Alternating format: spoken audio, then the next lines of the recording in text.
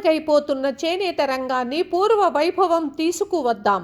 వేమిరెడ్డి ప్రశాంతిరెడ్డి దంపతులు. నెల్లూరు జిల్లా కోవూరు గుమ్మలదిబ్బ 76 లక్షల రూపాయల కేంద్ర నిధులతో పాటూరు చేనేత క్లస్టర్ సాకారం. పాటూరు గుమ్మలదిబ్బ గ్రామాలకు చెందిన దాదాపు 200 కుటుంబాలకు ఈ చేనేత క్లస్టర్ వల్ల లబ్ధి. తొలి విడతగా 90% సబ్సిడీతో 84 చేనేత కుటుంబాలకు ఆధునిక నేత పరికరాలు అందజేత. చేనేత ఉత్పత్తులపై 5% జీఎస్టీని రాష్ట్ర ప్రభుత్వమే భరిస్తూ నేతన్నలకు ప్రోత్సాహకం. చేనేత కార్మికులకు ప్రత్యేక ఆరోగ్య బీమా సౌకర్యాన్ని త్వరలో అమలు చేయబోతున్నాం. నేతన్నలకు మోడర్న్ డిజైన్లలో ప్రత్యేక శిక్షణ ఇవ్వాలన్న అవసరాన్ని గుర్తించి 5 కోట్ల వ్యయంతో 4 వీవర్స్ కార్యశాలలు ఏర్పాటు. 30 ఏళ్ల అనంతరం ఇఫ్కో కిసాన్ సెజ్లో కదలిక రావడం కోవూరు నియోజకవర్గ యువత అదృష్టం. షుగర్ ఫ్యాక్టరీ రైతుల కార్మికుల బకాయిలు చెల్లించేందుకు కృషి. కూటమి ప్రభుత్వ పాలనలో చేనేత రంగ పూర్వ వైభవానికి కృషి. ఎంపీ వేమిరెడ్డి ప్రభాకర్ రెడ్డి, ఎమ్మెల్యే ప్రశాంతిరెడ్డి అన్నారు. ఈ కార్యక్రమంలో జిల్లా చేనేత శాఖ director Balasubrahmanyam, additional director Prasadarao, Kovur మండల అధ్యక్షుడు కొల్లారెడ్డి సుధాకర్ రెడ్డి, పెన్నా డెల్టా చైర్మన్ జెట్టి రాజగోపాల్ రెడ్డి, జొన్నవాడ ఆలయ చైర్మన్ తిరుమూరు అశోక్ రెడ్డి, రాష్ట్ర చేనేత సంఘ నాయకులు కెవి శేషయ్య, ఎంపీపీ తుమ్మల పార్వతి, కోవూరు సర్పంచ్ ఏకసిరి విజయ, టీడీపీ సీనియర్ నాయకులు ఇంతా మల్లారెడ్డి, జెట్టి మదన్ రెడ్డి, తాటిపత్తి విజయకుమార్ రెడ్డి, జిల్లా టీడీపీ ఉపాధ్యక్షురాలు యాకసిరి వెంకటరమణమ్మ, పాలూరు వెంకటేశ్వర్లు, బీద భాస్కర్రావు, సాయి తేజారెడ్డి, బత్తల రమేష్, బాలరవి, బెల్లంకొండ విజయ్, స్థానిక నాయకులు, మైనారిటీ నాయకులు జమీర్, జహంగీర్, కూటమి నాయకులు తదితరులు పాల్గొన్నారు. చెప్పారు ఆ 10% ఎందుకు వాళ్ళు కట్టాలా, అది ఎమ్మెల్యే చేత కట్టిండి అని. ఈసారి సబ్సిడీ ఇచ్చినప్పుడు ఆ 10% కూడా ఎమ్మెల్యే చేత కట్టిండి సార్, దాన్ని మేడం చేత కట్టిండి. ఆ 10% కూడా ఎందుకు వేరే వీళ్ళందరినీ ఇచ్చేయాలి, అదేదో వాళ్ళు కూడా వాళ్ళ గ్రామాల్లో చేస్తే బాగుంటుంది. ఇటువంటివన్నీ ఎమ్మెల్యేతో పెట్టిండి, ఎందుకంటే 10% అనేది సబ్సిడీ, అది మనం చేయడం కూడా మనకు కూడా మంచిది అటువంటిది. సో ఈరోజు చాలా సంతోషం అండి. నేను ఇంకా మాట్లాడేది కూడా ఏం లేదు, ఎమ్మెల్యే ఏం మాట్లాడాలో మొత్తం మాట్లాడేసింది. నేను ఇంటా ఉన్నాను, ఇంకా నేను ఏం మాట్లాడాలో కూడా ఆమెనే అడిగిన. ఇప్పుడు ఇంకేం మిగిలిచ్చావు మాట్లాడేదానికని, అడేం మాట్లాడేదానికి కూడా ఏం లేదు. అందరూ చాలా సంతోషం, గుమ్మలదిమ్మ వచ్చాననేది చాలా సంతోషం. మీ అందరిని చూస్తుంటే ఇది ఒక మంచి చేనేత కార్మికులందరికీ కూడా సబ్సిడీలు ప్రభుత్వం తరఫున చాలా ఉన్నాయి స్కీమ్స్. సెంట్రల్ గవర్నమెంట్ స్కీమ్స్ కూడా ఏదైనా ఉంటే అటువంటివి కానీ నా దృష్టికి తీసుకొస్తే నేను చేయగలిగింది చేస్తాను. స్టేట్ గవర్నమెంట్లో ఎనీవే ఎమ్మెల్యే గారు చూస్తారు. సెంట్రల్ గవర్నమెంట్ నుంచి మటుకు ఎటువంటివి ఉన్నా నాకు చెప్పండి, నేను ఖచ్చితంగా చేస్తాను.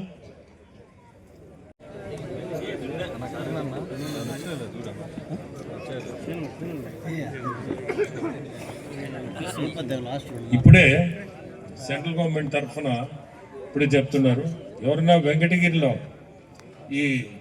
ఈ టెక్స్టైల్స్ గురించి డిప్లొమా కానీ ఇటువంటిది ఏదైనా చేస్తుంటే వాళ్ళకి స్టైపెండ్ ఫెసిలిటీ ఉందంట.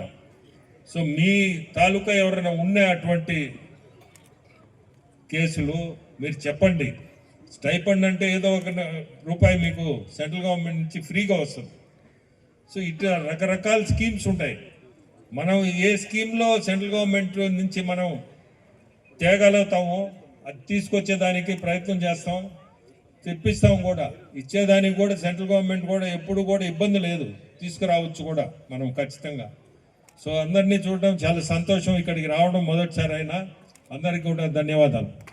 ఇవ్వబోతున్నారు. చేనేత ఉత్పత్తులపై 5% జీఎస్టీని రాష్ట్ర ప్రభుత్వమే భరిస్తూ చేనేతన్నలకు అండగా నిలిచింది. అలాగే 170 కోట్లతో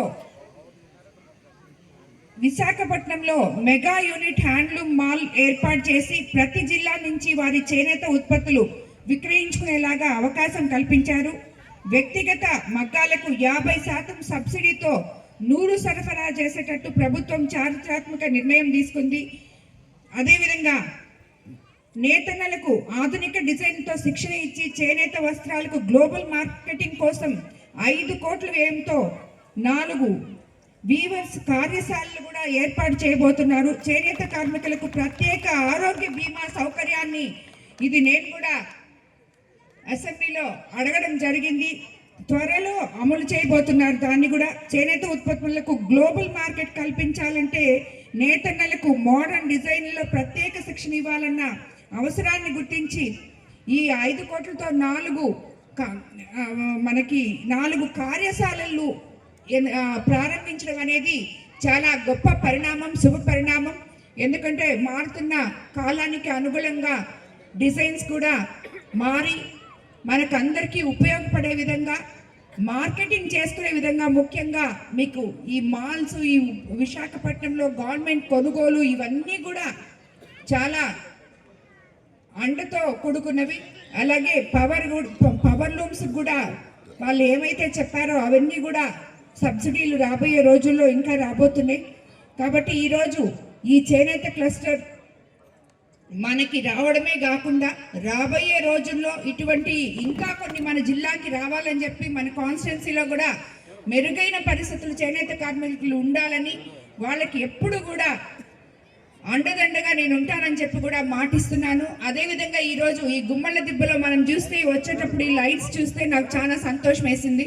ఎన్నో సంవత్సరాల నుంచి కరెంట్ పోల్ లేక, లైట్లు లేక ఇబ్బంది పడుతుంటే మనం అధికారంలోకి వచ్చిన తర్వాత 550 పోల్స్ ఇక్కడ వేయడం జరిగింది.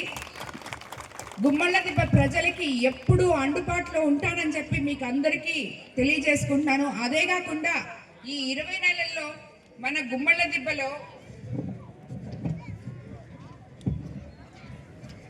ఒక్క కోవూరు నియోజకవర్గంలోని ఒక్క గుమ్మళ్ళ దిబ్బలోనే మనం 54 లక్షలతో సీసీ రోడ్లు, 8,20,000తో డ్రైన్లు నిర్మించుకోవడం జరిగింది. కాబట్టి రాబోయే రోజుల్లో ఇంకా ఇక్కడ ఏమేమి డెవలప్మెంట్ కార్యక్రమాలు ఉన్నాయో అవన్నీ కూడా తప్పకుండా చేస్తామని చెప్పి మీకు అందరికీ మాటిస్తున్నాను. మంత్రి వీవర్స్ ముద్రా యోజన కింద 25 మందికి ఈరోజు చేనేత కార్మికులకు 25 లక్షల రూపాయల చెక్కులు కూడా అందజేయడం జరిగింది. ఇవన్నీ మీకు చూస్తుంటే మీరంతా చూశారు. గత ప్రభుత్వంలో 5 సంవత్సరాలు పేద ప్రజలకి ఎటువంటి అండాదండ లేకుండా, చేనేత కార్మికులనే కాదు ఎవరికి కూడా ఎటువంటి అండదండ లేకుండా ఉండింది. ఈరోజు మన ముఖ్యమంత్రి అధికారంలోకి వచ్చిన తర్వాత ఒకవైపు సంక్షేమము, ఇంకోవైపు అభివృద్ధి, అలాగే ప్రజల కోసం ప్రతి ఒక్క ఇప్పుడు చేనేత కార్మికులకి ఏం కావాలో చేనేత కార్మికులకి, అలాగే తక్కిన వాళ్ళకి ఏం కావాలో వాళ్ళకి అలా ఇచ్చుకుంటూ మనము ముందుకెళ్తున్నాం. ఈరోజు మన కోవూరు కాన్స్టిట్యున్సీ ఒక స్వర్ణయుగంలో అడుగుపెట్టింది అని అనుకోవచ్చు. ఎందుకంటే 30 సంవత్సరాల నుంచి 2,700 ఎకరాలు కదిలిక లేకుండా అలాగే ఉండిపోయింది. ఈరోజు మొట్టమొదటగా మన ముఖ్యమంత్రి గారి చొరవతో, జిల్లా అధికారి కలెక్టర్ గారి చొరవతో, ఎంపీ గారి చొరవతో ఇక్కడికి ఫస్ట్ ఈరోజు మనం 360 కోట్లతో ఎథనాల్ ఫ్యాక్టరీకి శంకుస్థాపన చేసుకోవడం జరిగింది. రాబోయే రోజుల్లో 10,000 రూపాయలతో టాటా వాళ్ళు కానీ, 10,000 కోట్ల రూపాయలతో టాటా వాళ్ళు కానీ, అలాగే ఇంకా ఎథనాల్ ఫ్యాక్టరీస్, ఇలా ఎన్నో ఫ్యాక్టరీస్ రాబోతున్నాయి.